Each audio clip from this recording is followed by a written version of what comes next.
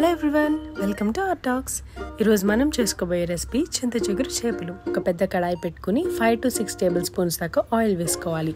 ఇది హీట్ అయిన తర్వాత 2 మీడియం సైజ్ చాప్డ్ ఆనియన్స్ వేసుకుని ఒక 5 to 6 దాకా గ్రీన్ చిల్లీని మధ్యలో స్లిట్ చేసినవి వేసుకోవాలి. ఇవి కొంచెం కలర్ మారేంత వరకు ఫ్రై చేసుకోవాలి.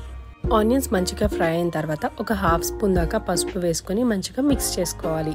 ఇదంతా అయిన తర్వాత మనం ముందుగానే క్లీన్ చేసి పెట్టుకున్న ఫిష్ తీసుకుని వేసుకోవాలి. ఇక్కడ నేనైతే వీడియో కోసం ఇంత స్టైల్గా వేస్తున్నాను, కానీ మామూలుగా అయితే ఒకేసారి వేసేసేదాన్ని.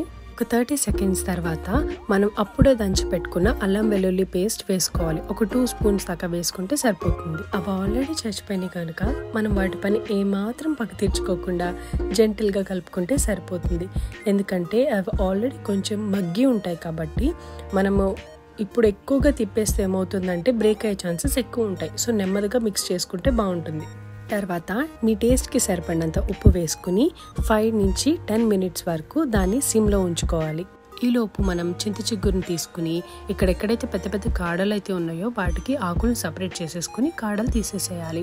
లేదు ఆకు లేతగా ఉంది అంటే మనం కేవలం చేతులు మాత్రమే యూజ్ చేసి బాగా క్రష్ చేసేసుకోవాలన్నమాట. ఎంత బాగా క్రష్ చేయాలి అంటే అది ఫైన్ పౌడర్ లాగా అయిపోవాలి. కేవలం మన హ్యాండ్స్ యూజ్ చేసి అది పౌడర్ లాగా అయిపోవాలి. ఇక్కడ చూపిస్తున్న విధంగా మీరు చేస్తే కరెక్ట్గా వస్తుంది. చూసారు కదా, ఇంత ఫైన్ పౌడర్ అయిపోవాలన్నమాట, కేవలం మన హ్యాండ్స్ యూజ్ చేసి మాత్రమే. ఇందాకే అనుకున్నాం కదా చేపలు చాలా డెలికేట్గా ఉంటాయని. సో చూపిస్తున్న విధంగా తిప్పుకోవాలి, గరిట యూజ్ చేయకుండా. నేనైతే ఇక్కడ 3 టేబుల్ స్పూన్స్ వరకు కారం వేసాను. మీరు మీ టేస్ట్కి తగినట్టుగా కారం వేసుకోండి. ఇంకొక పాయింట్ ఏంటంటే కారం వేసుకున్న వెంటనే మీరు కలిపేయకుండా 1 minute వరకు అలా మూత పెట్టి ఉంచండి. 1 minute అయిన తర్వాత డైరెక్ట్గా కలిపేయకుండా ఒక చిన్న గ్లాస్ ఆఫ్ వాటర్ వేసుకోవాలన్నమాట. Again back to same process, గరిట యూజ్ చేయకుండా చూపిస్తున్న విధంగా తిప్పుకోవాలి. 5 to 7 minutes తర్వాత మనం ముందుగా ప్రిపేర్ చేసుకున్న చింతచిగురు ఉంది కదా, దాన్ని ఫిష్ కర్రీలోకి వేసేసేయాలి. మీరు ఎప్పుడైనా చింతచిగురు చేపలు ట్రై చేశారా? తిన్నారా? అసలు విన్నారా? కమెంట్ చేయండి చూద్దాం. చింతచిగురు వేసుకున్న తర్వాత మళ్ళీ ఒకసారి చూపించిన విధంగా కలుపుకోవాలి.